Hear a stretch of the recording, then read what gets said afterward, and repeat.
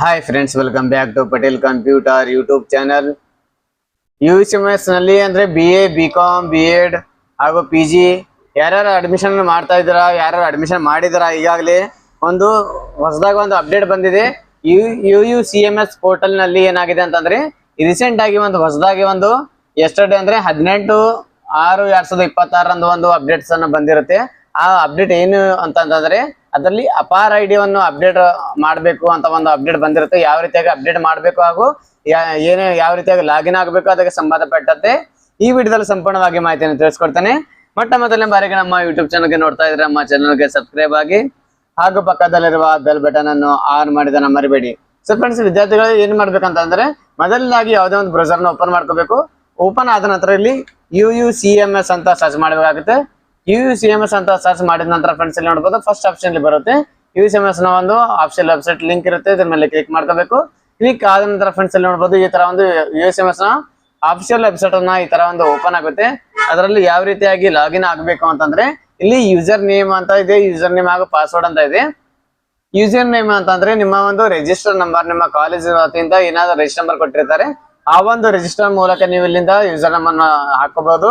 ಹಾಗೂ ಅದೇ ರೀತಿಯಾಗಿ ಒಂದು ಪಾಸ್ವರ್ಡ್ ನಿಮ್ಮ ಯಾವ ರೀತಿಯಾಗಿ ಏನ್ ಜನರೇಟ್ ಮಾಡಿದೆ, ಪಾಸ್ವರ್ಡ್ ಏನು ಸೆಟ್ ಮಾಡಿದಿರಾ ಆ ಒಂದು ಪಾಸ್ವರ್ಡ್ ಇರುತ್ತೆ. ಯಾರು ಇನ್ನ ಹೊಸದಾಗಿ ಏನಾದ್ರು ರಿಜಿಸ್ಟರ್ ನಂಬರ್ ಬಂದಿದ್ರೆ ಅಂತವ್ರಿಗೆ ನಿಮ್ಮ ಡೇಟ್ ಆಫ್ ಬರ್ತ್ ಇಲ್ಲಿ ಪಾಸ್ವರ್ಡ್ ಆಗಿರುತ್ತೆ. ಅದು ಪಾಸ್ವರ್ಡ್ ಅನ್ನು ಹಾಕೊಂಡು ಇಲ್ಲಿ ಕ್ಯಾಪ್ಚಾ ಎಂಟ್ರಿ ಮಾಡ್ಬೇಕಾಗುತ್ತೆ. ಕ್ಯಾಪ್ಚಾ ಎಂಟ್ರಿ ಆದ ನಂತರ ಫ್ರೆಂಡ್ಸ್ ಇಲ್ಲಿ ಲಾಗಿನ್ ಅಂತ ಆಪ್ಷನ್ ಇದೆ, ಲಾಗಿನ್ ಆಗ್ಬೇಕು. ಲಾಗಿನ್ ಆದ ನಂತರ ಫ್ರೆಂಡ್ಸ್ ಇಲ್ಲಿ ರೀಸೆಂಟ್ ಆಗಿ ನೋಡಬಹುದು ಒಂದು ಹೊಸದಾಗಿ ಒಂದು ಅಪ್ಡೇಟ್ ಬಂದಿದೆ. ಅಪ್ಡೇಟ್ ಅಪಾರ್ ಐಡಿ ಅಂತ ಬಂದಿರುತ್ತೆ.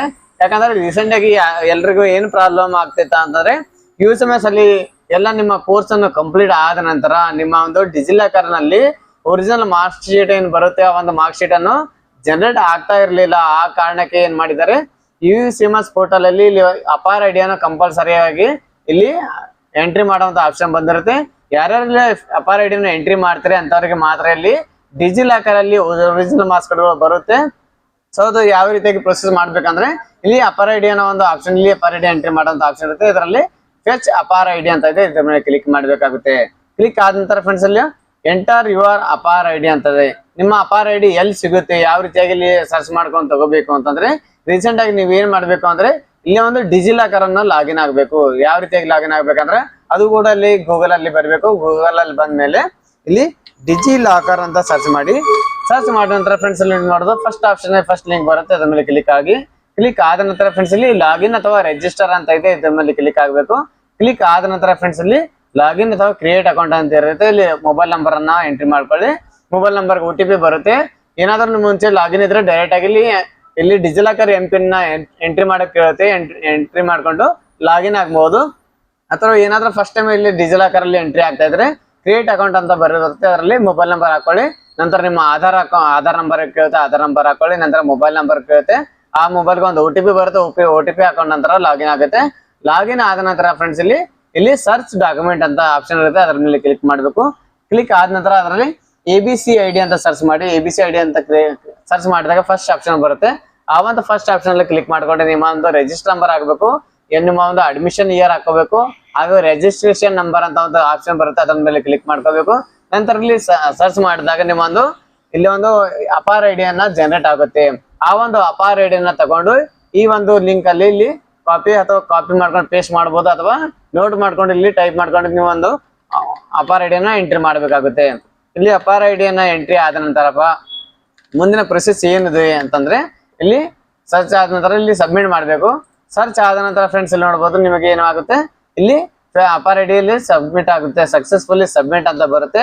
ಸಕ್ಸಸ್ಫುಲ್ಲಿ ಸಬ್ಮಿಟ್ ಆದ ನಂತರ ಫ್ರೆಂಡ್ಸ್ ಇಲ್ಲಿ ನಿಮ್ಮ ಒಂದು ಡ್ಯಾಶ್ ಬೋರ್ಡ್ ನ ಮೊದಲನೇ ಯಾವ ರೀತಿಯಾಗಿ ಲಾಗಿನ್ ಆಗ್ತೈತೋ ಅದೇ ರೀತಿಯಾಗಿ ಲಾಗಿನ್ ಆಗೋದು ಸ್ಟಾರ್ಟ್ ಆಗುತ್ತೆ.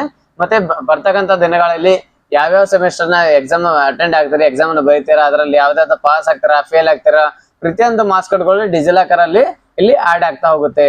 ಅದಕ್ಕೋಸ್ಕರ ನಿಮ್ಗೆ ಒಂದು ಹೊಸದಾಗಿ ಒಂದು ಅಪ್ಡೇಟ್ ಬಂದಿರುತ್ತೆ. ನೀವು ಇಷ್ಟು ಈಸಿಯಾಗಿ ನೀವು ಇದನ್ನ ಫಾಲೋ ಮಾಡ್ಕೊಂಡು ಅಲ್ಲಿಂದ ಅರ್ಜಿನ ಸಲ್ಲಿಕೆ ಮಾಡಬಹುದು. ಸೊ ಫ್ರೆಂಡ್ಸ್, ನಮ್ಮ ಮಾಹಿತಿಯನ್ನು ಇಷ್ಟವಾದಲ್ಲಿ ನಿಮ್ಮ ಒಂದು ವಿದ್ಯಾರ್ಥಿ ಬಳಗ ಗ್ರೂಪ್ ಏನಿರುತ್ತೆ, ನಿಮ್ಮ ಡಿಗ್ರಿ ಎಲ್ಲಿ ಕಲಿತಾ ಇದ್ರೆ ನಿಮ್ಮ ಡಿಗ್ರಿ ಗ್ರೂಪ್ ಅಲ್ಲಿ ಈ ಒಂದು ವಿಡಿಯೋನ ಹೆಚ್ಚಿನ ಮಾಹಿತಿಯಲ್ಲಿ ಶೇರ್ ಮಾಡ್ಕೊಳ್ಳಿ.